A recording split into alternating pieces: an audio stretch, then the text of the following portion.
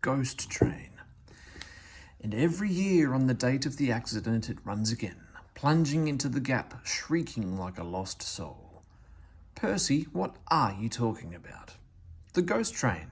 Driver saw it last night. Where? Asked Thomas and Toby together. He didn't say, but it must have been on our line. He says ghost trains run as a warning to others. Ooh, he went on, it makes my wheels wobble to think of it.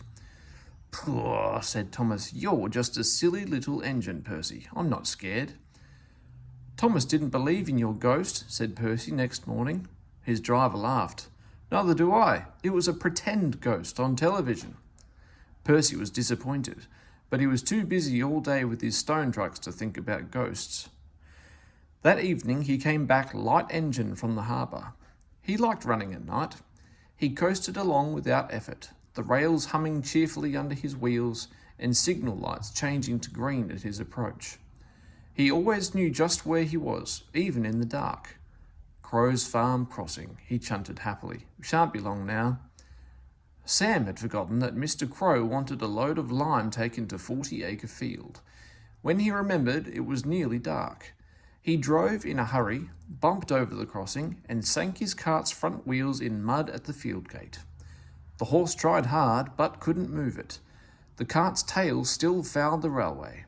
Sam gave it up. He unharnessed the horse and rode back to the farm for help. There's still time, he told himself. The next train isn't due for an hour. But he'd reckoned without Percy. Percy broke the cart to smithereens, and lime flew everywhere. They found no one at the crossing, so went on to the nearest signal box. "Hello," said the signalman. "What have you done to Percy? He's white all over." Percy's driver explained.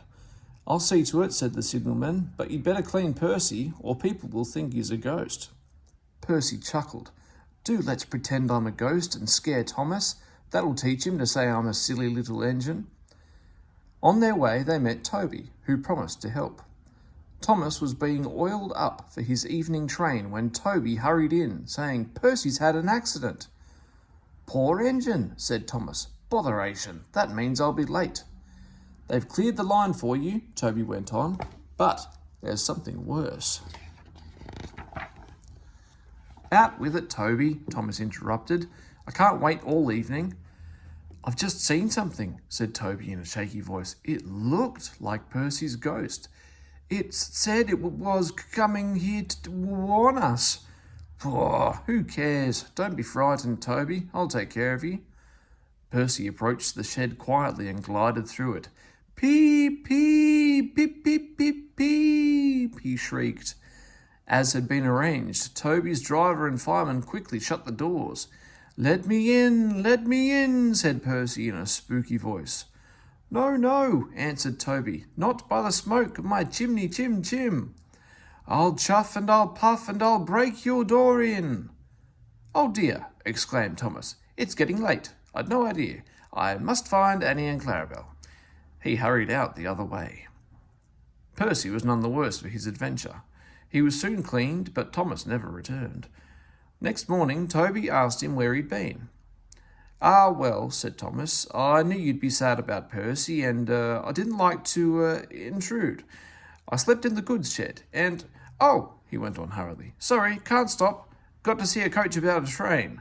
And he shot off like a jackrabbit. Percy rolled up alongside. Well, he exclaimed. "What do you know about that?" "Anyone would think," chuckled Toby, "that our Thomas had just seen a ghost."